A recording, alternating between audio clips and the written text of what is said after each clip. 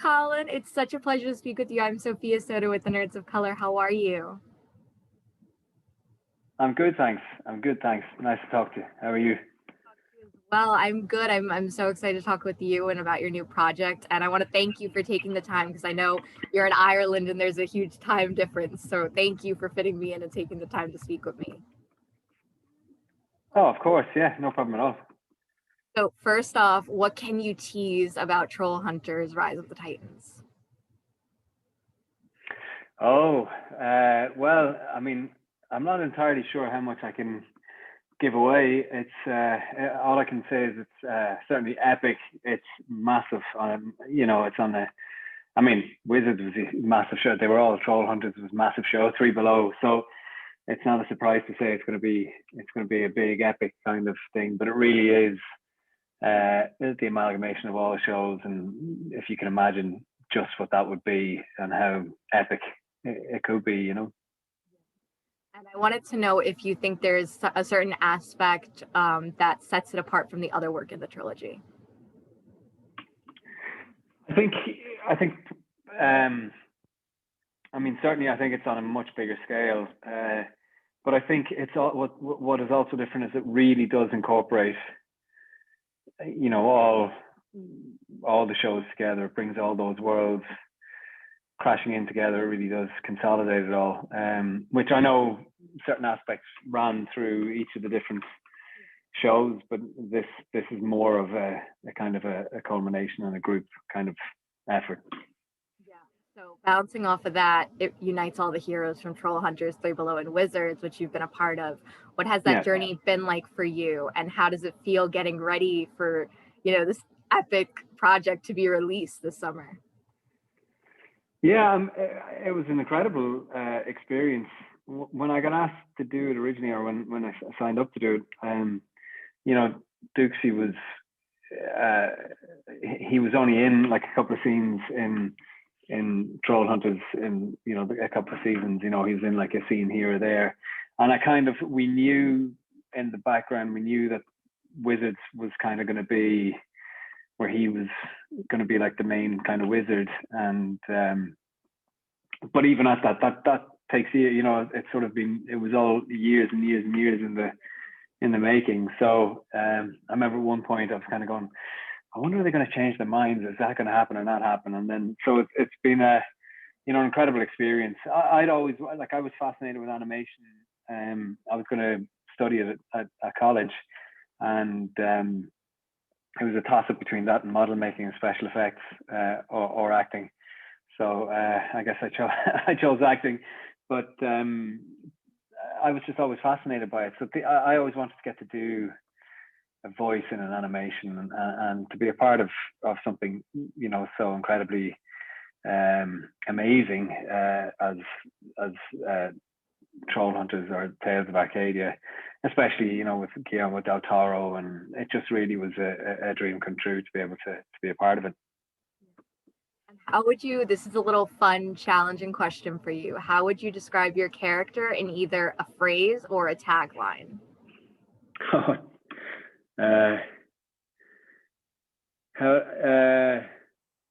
In a phrase or a tagline, Duxie, the centuries-old emo wizard, sort of, I guess, is what he is. I love that. And I want to ask you, you said what a fan you are of animation and you wanted to always try voice acting. What is your favorite part of voice acting? What's great about it is that you get to really ham it up way more than you would on screen. You have to go way over the top, which I didn't realize when I went in first. You have to sort of really go over the top, because that's where they animate sort of like the facial features or whatever too. When you go, like, instead of saying, oh yeah, I love this, you go, oh, I love this. It's like, oh my God, you never get to do that. So I get to be a right ham, which a lot of people think I probably am as an actor anyway, but definitely when you're doing the voice acting, it's great. What is that like for you as the voice actor behind, the character, when you watch the project as, in its entirety, in its final form, to see those expressions and to see your voice really come to life in this new way? It almost doesn't seem like it's my voice, you know. Like Duxie has an English accent as well, so he doesn't sound so much like me, you know, and so that kind of helps.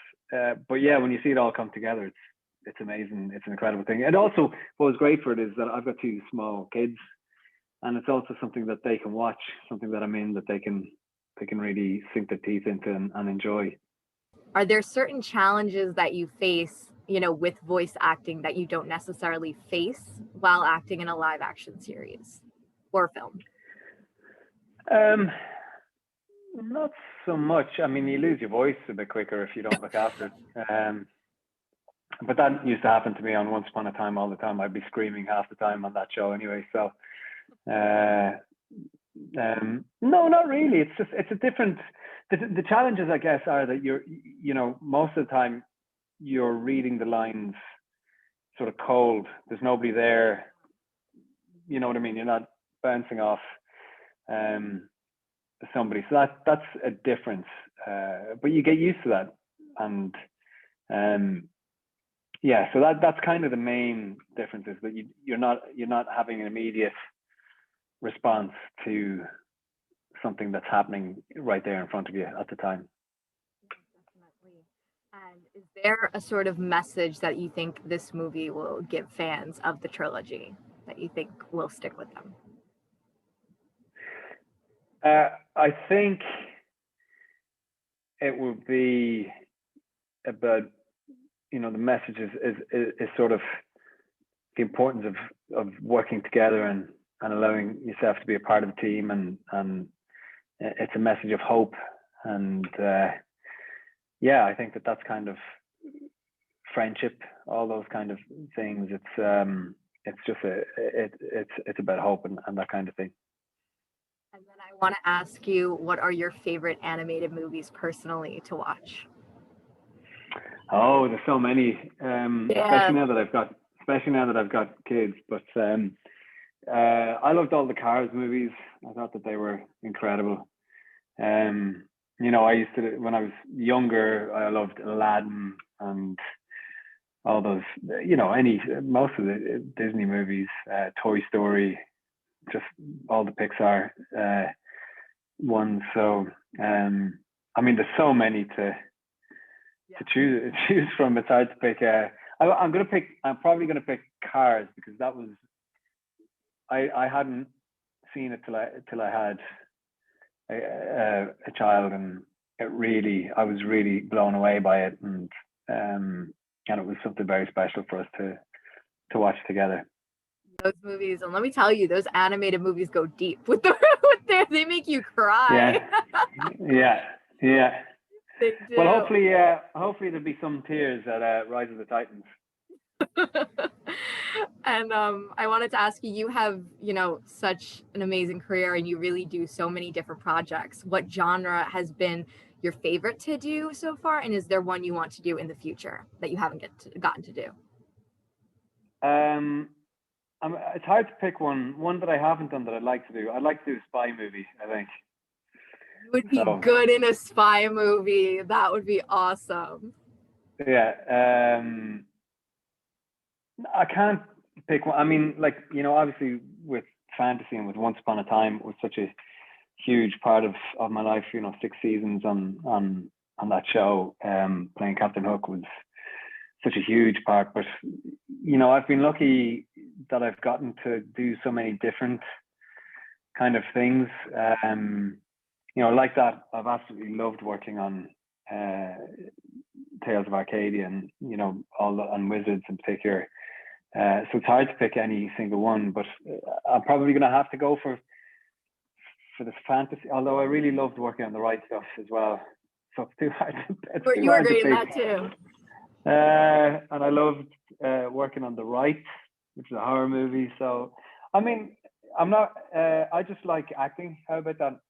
I just like the genre of acting, I guess, which isn't a genre, but you know what I mean. Because you give something, you give a little bit of yourself over to every project, you know, if you really feel it, and you're always leaving a little part of you in the character or taking a part of that character away with you. So it's hard to say, well, I prefer, you know, if you feel like you've really connected to them, it's hard to say which one it's like trying to pick your favorite kid, you know. And I imagine for you as an actor, it's nice to venture out and try all the different ones rather than sticking to one. Like you said, you've done so many. Yeah, absolutely. You know, like that was something that was really important, especially when I finished Once Upon a Time. It was really important for me to try and do something other than, you know, Captain Hook and sort of being all eyebrowy and swashbuckly. So it was important to do something. And then, you know, I got to do that with The Right Stuff, which was a completely different type of show and based on reality and stuff. So yeah, you know, I've been lucky. Or project that you feel really taught you a message as an actor that you sort of apply with you to all your other roles? I think probably doing my first movie with Anthony Hopkins. I think that taught me a process of working, a way of working that I've definitely sort of carried in. You know, it's different obviously because with TV you've got a lot less time with the scripts and stuff, so you can't quite do it. But you know, how could you not learn from working with one of the greatest actors of all time? You know, and yeah, I think that really changed the way that I saw the craft of acting for camera, basically. And not even for camera, just the way I saw acting in general just sort of changed my outlook on it. Talking to the nerds of color, and one thing I was a complete nerd about for half of my life was Once Upon a Time. So I have to ask you just a few questions about that. What was that experience like for you, and what did the fan response mean to you? Because Hook was definitely an automatic fan favorite from the very yeah. Well, thanks very much. Yeah, I mean, it was an incredible experience. Once Upon a Time, it changed my life. Like with the fans and stuff, I didn't know much about the show before I came into it because it hadn't really reached Ireland yet, this side of the world. I knew that it was a big show in America. I knew it was a huge show the first season, but I obviously didn't realize what the fans were, what it was going to be like. So it sort of took me aback, because I'd been working on the show at that stage for a good few months before any of it screened, so I didn't know if people were going to respond to me or not. So yeah, luckily they did, and yeah, I loved it. I really enjoyed it. You know, we were so lucky and still are so lucky to have the fans that we have on Once Upon a Time. You know, even now on Disney Plus, it's like one of the most watched things on Disney Plus, and just to, you know, to be a part of something that I feel will probably continue to have fans and have people watch it, and newer people and younger kids of people who watch their, you know, nephews or nieces or whatever will continue, you know, because it was a great show for families to sit down together and watch. So yeah, it's pretty crazy. You know, I'm getting tweets of people. I think my costume's I think it's in Seattle at the minute, in the Seattle Museum of Art. So I don't know which museum it is. It's like traveling around with the Disney archives. And I remember when they told me that they were gonna take it into the Disney archives as Captain Hook's costume. It was like, I never expected anything like that. So yeah, it was incredible. Last we saw, Hook and Emma did get their happy ending, which I was thrilled about. What do you think they're up to now? Do you ever think about that? Like, you know, I'm sure they're I don't know, maybe I think probably Hook's opened up a chartered fishing expeditions out of Storybrooke, and I'm sure Emma's still the sheriff. And there's probably a couple of little Hooks and Emmas running around now. So yeah, who knows? We're assuming they got their happy ending. You never know what'll happen in the future. But in my book, they got their happy ending. And I last think they question. did. I think they had a big Yeah, song. They had a big song about it, so they had to have gotten it. So, exactly. They had that big wedding. You guys, yeah, you guys were great in that episode, by the way. thank you Um, very much. and then last question I'm going to ask you about once is, did you keep anything from set? Because everything was just so amazing on that show. So Uh, yeah, I have. I'm allowed to say too because Disney said, ABC said as well. I've got my entire Hook costume. that's So awesome. yeah, and that includes my sword and my hook. So, which is pretty cool. Yeah, that was something that I really kind of fought for when I knew that we were going to be finishing up. I was like, no, I have to have it. I have to have that, you know. So I put on the jacket every so often and cry in the corner of the room thinking about. No, I don't. I did put on the costume once for a Zoom call with a friend of mine. It was his son's birthday, and they were all dressing up as pirates. So I came on as Captain Hook. But yeah. Do you have any dream roles or projects that you want to do either, in the future, or is there a past film that you're a fan of that you would have wanted to do the role?